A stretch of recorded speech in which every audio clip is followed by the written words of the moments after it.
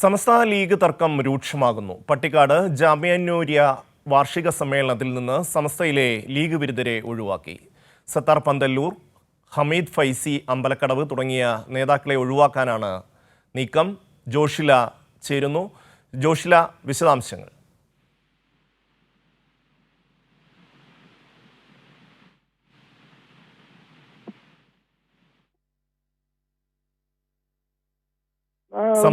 രൂക്ഷമായിക്കൊണ്ടിരിക്കും. Hello തുടരാം. Hello Shami, സമസ്ത league തർക്കം രൂക്ഷമായിക്കൊണ്ടിരിക്കുകയാണ്. League Pattikkad Jamia Nooriya വാർഷിക സമ്മേളനത്തിൽ നിന്ന് സമസ്തയിലെ ലീഗ് വിരുദ്ധരെ ഒഴിവാക്കി കൊണ്ടാണ് ഇത്തരത്തിൽ സമസ്തയിലെ പ്രശ്നം വീണ്ടും രൂക്ഷമാകുന്ന ഒരു സാഹചര്യമാണ് ഇപ്പോഴുള്ളത്. സത്താർ പന്തല്ലൂർ, ഹമീദ് ഫൈസി അമ്പലക്കടവ് തുടങ്ങിയ നേതാക്കളിലെ ഈ ഒരു ജാമിയ നൂരിയ വാർഷിക സമ്മേളനത്തിൽ നിന്നും ഒഴിവാക്കുന്ന രീതിയിലേക്കാണ് കാര്യങ്ങൾ പോയിട്ടുള്ളത്.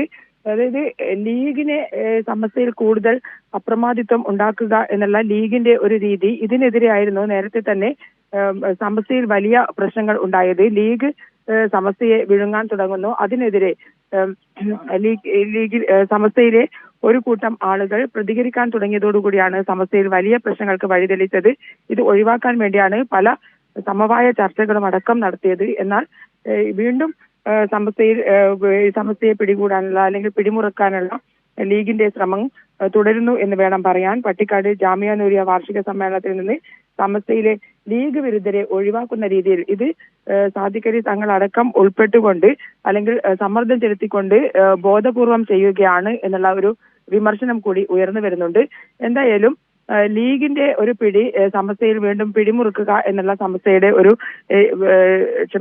ലീഗിന്റെ തന്നെ ഒരു നയം അത് നടപ്പിലാക്കാനുള്ള ശ്രമം വീണ്ടും നടത്തിക്കൊണ്ടിരിക്കുകയാണ് പട്ടിക്കാട് ജാമിയ നൂരിയ വാർഷിക സമ്മേളനത്തിൽ നിന്ന്.